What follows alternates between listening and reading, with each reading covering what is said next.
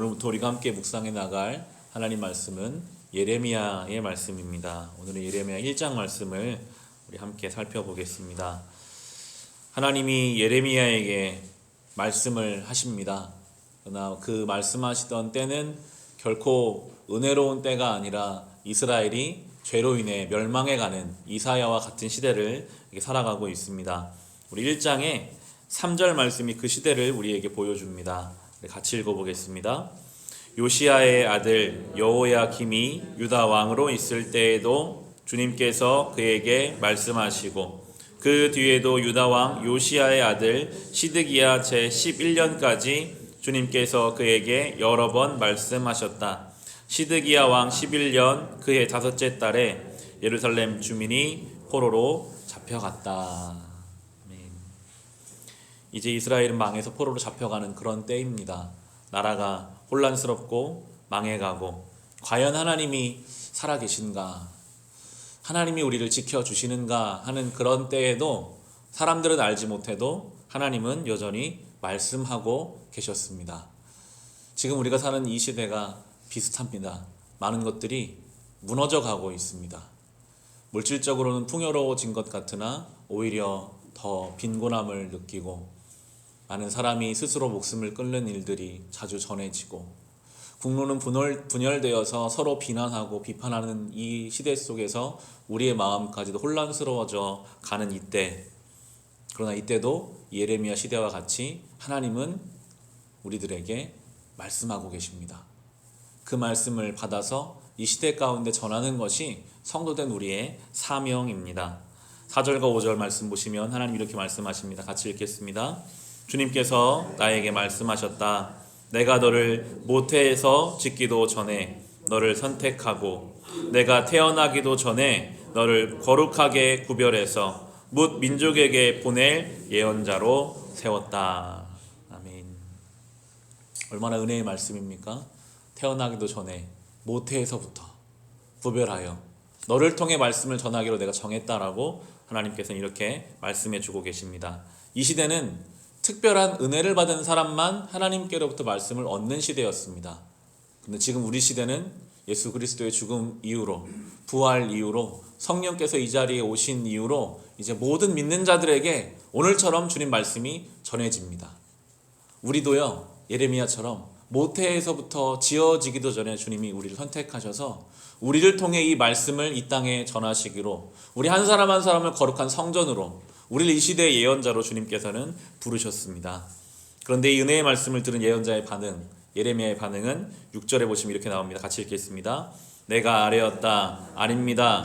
주 나의 하나님, 저는 말을 잘할 줄 모릅니다. 저는 아직 너무나 어립니다. 감사합니다. 주님, 내가 하겠습니다가 아니었습니다. 저는 못합니다. 이 시대가 지금 이렇게 악해서 망해가고 있고 과연 나 같은 자가 주님 말씀을 이 시대에 전할 수 있을까요? 자신감이 없었습니다. 때로 이것이 우리의 모습이기도 하지요. 은혜의 말씀을 우리가 듣지만 하나님 살아계신 것을 한쪽으로는 알지만 또 한편으로는 두려움이 있습니다. 내가 이 말씀으로 살 수 있을까? 이 시대 가운데 내 가정을 이 말씀으로 세워갈 수 있을까? 주님, 저는 어립니다. 저는 할 줄 모릅니다. 예레미야 같이 그렇게 말한 우리에게 예레미야 7절 8절 보시면 이렇게 말씀하십니다. 같이 읽겠습니다.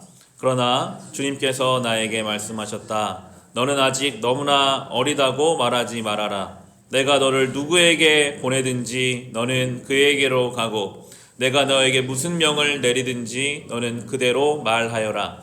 너는 그런 사람들을 두려워하지 말아라. 내가 늘 너와 함께 있으면서 보호해 주겠다. 나 주의 말이다.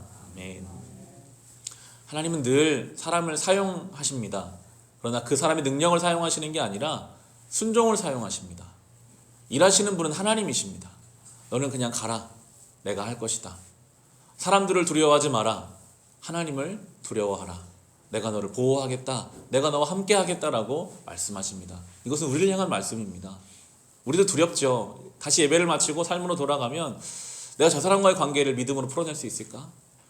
내가 이 상황 속에서 믿음을 지킬 수 있을까? 끊임없이 우리 안에 두려움이 있습니다. 하나님 오늘 말씀하십니다. 두려워하지 마라. 내가 너와 함께 하겠다. 이 복음을 가지고 그 맡겨진 삶을 살아가라고 우리에게 말씀하십니다. 9절의 말씀 보시면 그런 다음에 주님께서 손을 내밀어 내 입에 대시고 내게 말씀하셨다. 내가 내 말을 내 입에 맡긴다. 하나님이 예레미야에게 어떤 말씀을 맡기셨을까요?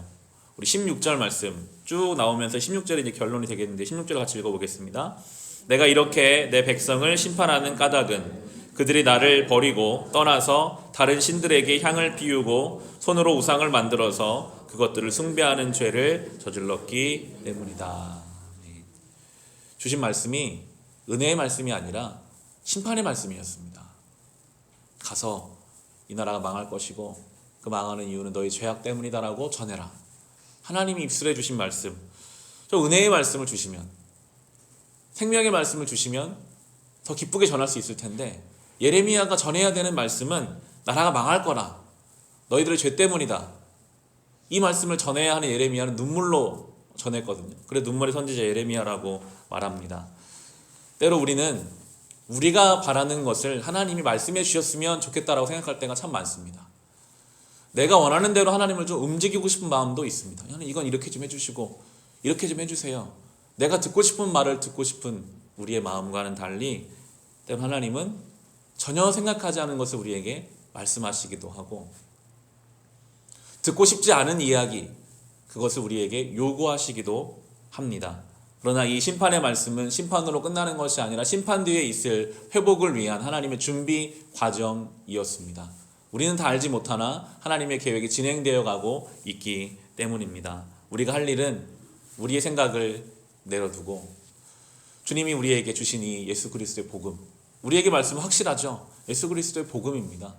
하나님의 아들이 이 땅에 죄인을 위해 죽으셨고 이제 부활하고 이제 그 주님이 우리의 주님이셔서 주님 가신 그 길을 우리도 따라오라. 내가 진 십자가를 지고 너도 따라오라 라는 그 말씀이 우리에게 주신 말씀이기에 우리는 그 말씀을 소유한 자로 살아가는 것입니다. 예레미야에게 17절에 보시면 이렇게 말씀하거든요. 그러므로 너는 이제 허리에 띠를 띠고 준비하여라. 일어나거라. 내가 너에게 명하는 모든 말을 그들에게 전하여라. 너는 그들을 두려워하지 말아라. 내가 그들을 두려워하면 오히려 내가 너를 그들 앞에서 무서워 떨게 하겠다. 우리가 할 일은요, 허리띠를 띠고 준비하여 일어나는 것, 그리고 우리가 받은 이 예수 그리스도의 복음의 말씀을 우리의 속에 품고 우리의 삶을 살아가는 것입니다. 날마다 그 말씀을 소유한 자로 우리의 삶의 자리를 지켜내는 것이 바로 이 시대의 예언자적인 사명입니다. 그것이 교회의 사명이 성도의 사명입니다. 하나님이 여러분을 각자의 자리로 보내시잖아요. 그 자리에서 내 안에 있는 예수 그리스도의 복음을 드러내는 것, 흔들리고 어려울 때마다 허리를 동여매고 다시 그 자리에 서서 믿음을 지키며 살아가는 것, 그것이 바로 이 혼탁한 시대 가운데 예레미야의 선지적 사명을 가지고 있는 성도의 삶이 될 것입니다. 오늘도 말씀을 받은 자로 살아갑시다. 예수 그리스도의 복음이 우리에게 주신 유일한 생명의 말씀인 줄 믿고 그 말씀을 소유한 자로 삶의 자리를 지켜나갈 수 있으시기를 주님의 이름으로 축원합니다.